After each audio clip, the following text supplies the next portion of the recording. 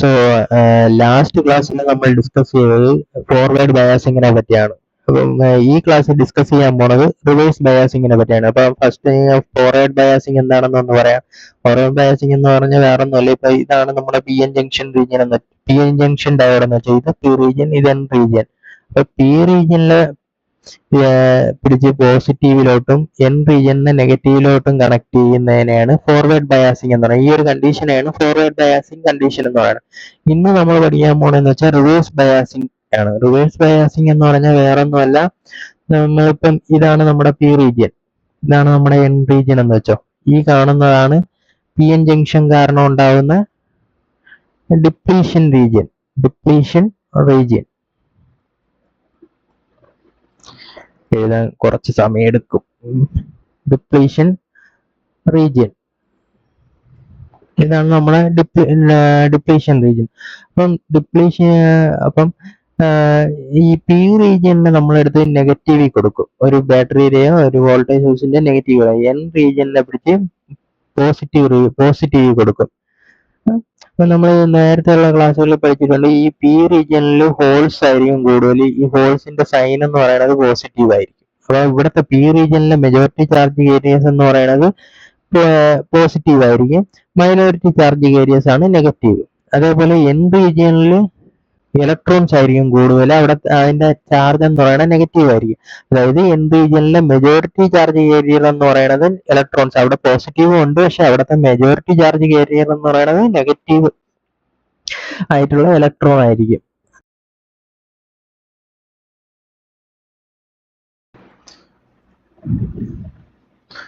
അടുത്ത് നമുക്ക് ഡിപ്ലീഷൻ റീജിയനിൽ കുറച്ച് സൈൻസ് വരയ്ക്കാനുണ്ട്.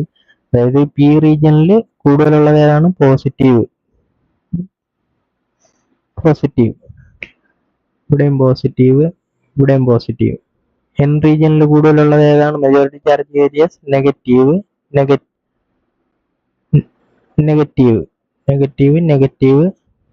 പോസിറ്റീവ്. അപ്പോൾ ഡിപ്ലീഷൻ റീജിയനിൽ എങ്ങനെയാണ്? ഇവിടെ നിന്നുള്ളത് ഡിഫ്യൂസ് ചെയ്ത് ഇപ്പുറത്ത് വരും, ഇവിടെ നിന്നുള്ളത് ഡിഫ്യൂസ് ചെയ്ത് ഇപ്പുറത്ത് വരും. അപ്പൊ ഇവിടെ വരുന്ന ചാർജ് നെഗറ്റീവ്, ഇവിടെ വരുന്ന ചാർജ് പോസിറ്റീവ്. ഇതുവരെ മനസ്സിലായെന്ന് വിചാരിക്കുന്നു. അത് കഴിഞ്ഞിട്ട് ഇവിടുത്തെ മൈനോറിറ്റി ചാർജ് ഏരിയസ് എന്ന് പറഞ്ഞാൽ ഏതാണ്? പി റീജിയനിലെ മൈനോറിറ്റി ചാർജ് ഏരിയസ് എന്ന് പറഞ്ഞാൽ നെഗറ്റീവ് ആണ്. ഈ എൻ റീജിയനിലെ മൈനോറിറ്റി ചാർജ് ഏരിയസ് പോസിറ്റീവ് ആണ്.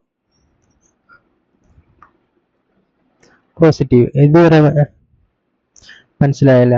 ഇനിയാണ് നോക്കണം. അപ്പം ഇനി നമ്മൾ നേരത്തെ പഠിച്ചിട്ടുണ്ട്, പോസിറ്റീവും നെഗറ്റീവും അടുത്തടുത്ത് വന്നാൽ എന്ത് ചെയ്യും?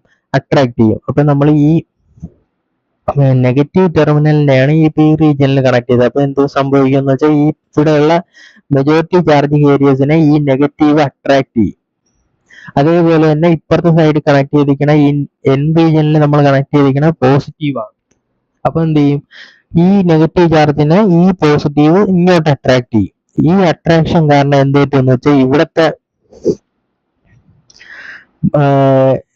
ഇത് മെജോറിറ്റി ചാർജ് ഏരിയസ് എല്ലാം ഇങ്ങോട്ടും പോകും, ഇവിടുത്തെ മെജോറിറ്റി ചാർജ് ഏരിയസ് ആയ നെഗറ്റീവ് അങ്ങോട്ടും പോകും. സോ എന്ത് പറ്റുമെന്ന് വെച്ചാൽ, ഇവിടെ ഉണ്ടായിരുന്ന പോസിറ്റീവ് അങ്ങ് പോകും. ഇനി അവിടെ നെഗറ്റീവ് മൈനോറിറ്റി ചാർജ് ഏരിയസ് മാത്രമേ ഉള്ളൂ.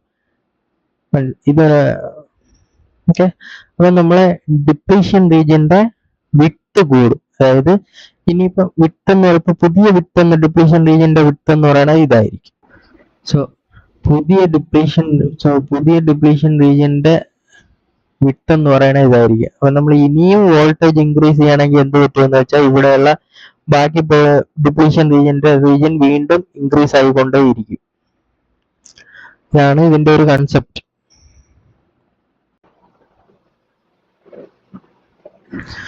സോ അടുത്ത് നമ്മൾ നോക്കുന്നതെന്ന് പറഞ്ഞാൽ റിവേഴ്സ് ബയാസിന്റെ ഗ്രാഫാണ്.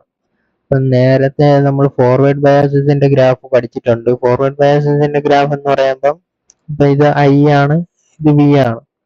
നമ്മളൊരു വോൾട്ടേജ് ഇൻക്രീസ് ചെയ്യുന്ന സമയത്ത് ഇവിടെ ഒരു ഡിപ്ലീഷൻ റീജിയൻ ഉണ്ടല്ലോ, ഈ ഡിപ്ലീഷൻ റീജിയൻ ബ്രേക്ക് ചെയ്ത് കഴിഞ്ഞാൽ മാത്രമേ ഇവിടെ നിന്ന് ഇങ്ങോട്ടൊരു കറണ്ട് ഫ്ലോ നടക്കുകയുള്ളൂ. അപ്പോൾ ഫോർവേഡ് ബയാസിൽ എന്ന് പറഞ്ഞാൽ നമ്മൾ ഇതിന്റെ പോസിറ്റീവ് ഇവിടെ ഈ പിയിൽ കണക്ട് ചെയ്യും, ഇതിന്റെ നെഗറ്റീവിൽ കണക്ട് ചെയ്യും. ഫോർവേഡ് ബയാസസിന്റെ കാര്യം ഇത് നെഗറ്റീവ് ബയാസസ് ആണ്.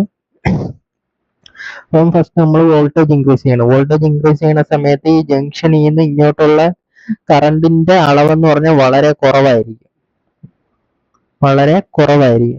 അത് കുറച്ച് കഴിഞ്ഞ് ഈ ജംഗ്ഷന്റെ ബാരിയർ പൊട്ടിച്ചു കഴിയുമ്പം അതിന്റെ കറണ്ട് ഇൻക്രീസ് ആകും. ഇതാണ് ഫോർവേഡ് ബയാസിസ്. സോ ഇനി അടുത്ത് പറയാനുള്ളതെന്ന് പറഞ്ഞാൽ റിവേഴ്സ് ബയാസിസ് ആണ്. റിവേഴ്സ് ബയാസിസ് എന്ന് പറഞ്ഞാൽ വേറെ ഒന്നുമില്ല, നമ്മൾ ഒരു വോൾട്ടേജ് അപ്ലൈ ചെയ്യുന്ന സമയത്ത് ഈ ബാരിയർ പൊട്ടൻഷ്യലിന്റെ ഇവിടെ ഇപ്പോഴും ഇത്രയാണ് ബാരിയർ പൊട്ടൻഷ്യൽ. റിവേഴ്സ് ബയാസിസിൽ വരുമ്പോൾ ഈ വോൾട്ടേജ് അപ്ലൈ ചെയ്യുന്നതിനനുസരിച്ച് ഈ ബാരിയർ പൊട്ടൻഷ്യൽ നീണ്ടുകൊണ്ടേയിരിക്കും. അതാണ് റിവേഴ്സ് ബയാസിസിൽ ഇതുവഴി കറണ്ട് പാസ് ആവുന്നില്ല. പിന്നെ കറണ്ട് പാസ്സാവുന്ന ഒരു minute current പാസ്സാവുന്നുണ്ട്.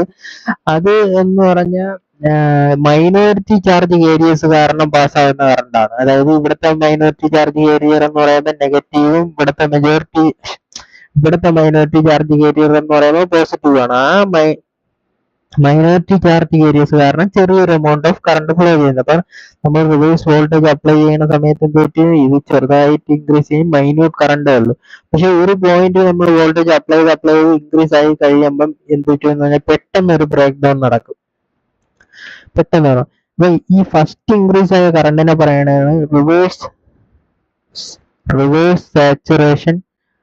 Saturation current. Reverse saturation current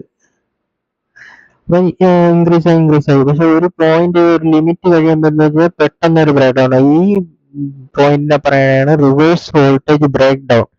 ഇതിന് കാരണം എന്ന് പറഞ്ഞാൽ ഇതിന് രണ്ട് കാരണം. ഒന്ന് അവലാഞ്ചി ബ്രേക്ക് ഡൗൺ എന്നും അവലാഞ്ചി ബ്രേക്ക് ഡൗൺ എന്നും പറയും. ഒരെണ്ണം എന്ന് പറയുന്നത് സെനാർ ബ്രേക്ക് ഡൗൺ എന്ന് പറയും. സെനാർ ബ്രേക്ക് ഡൗൺ ഇത് രണ്ടും ഉണ്ടാവുന്ന കണ്ടീഷൻ എന്ന് വെച്ചാൽ അവലാഞ്ചി ബ്രേക്ക് ഡൗൺ ഉണ്ടാകുന്നത് ഹൈലി ഡോപ്ഡ് ഡയോഡ്സിലാണ്. പിന്നെ ഇതെന്ന് പറയുന്നത് തിരിഞ്ഞുപോയി. അവലാഞ്ചി ബ്രേക്ക് ഡൗൺ ആണ് ലോ ഡോപ്ഡ് സെമി കണ്ടക്ടേഴ്സിലും, ഇത് സെനാർ ബ്രേക്ക് ഡൗൺ ആണ് ഹൈ ഡോപ്ഡ് കണ്ടക്ടേഴ്സിലും ഉണ്ട്. അതാണ് റിവേഴ്സ് ബയാസിസ്. ഫോർവേഡ് ബയാസിസ് നമുക്ക് ഒരുമിച്ച് വരയ്ക്കാൻ പറ്റും. ഫോർവേഡ് ബയാസിസ് ആയി ഇത് വി ആണെന്ന് വെച്ചാൽ ഇവിടെ നമ്മൾ ഈ ക്വാഡ്രന്റ് വരയ്ക്കണതാണ് ഫോർവേഡ്. ചെറിയൊരു കറണ്ട് കാണും, അത് നമ്മൾ വോൾട്ടേജ് കൂട്ടുന്നതിനനുസരിച്ച് ഗ്രാജുവലി ആ ബാരിയർ കഴിയുമ്പോൾ അത് ഇൻക്രീസ് ആവും. ഇതിലെന്ന് പറയുമ്പോൾ മൈനോറിറ്റി ചാർജിങ് ഏരിയസ് കാരണം ഒരു കറണ്ട് കാണും, ഒരു പോയിന്റ് കഴിയുമ്പോൾ വോൾട്ടേജ് പെട്ടെന്നൊരു ബ്രേക്ക് ഡൗൺ. അതിനെ എന്തെങ്കിൽ സെനാർ ബ്രേക്ക് ഡൗൺ എന്ന് പറയും, അല്ലെങ്കിൽ അവലാഞ്ചി ബ്രേക്ക് ഡൗൺ എന്ന് പറയും.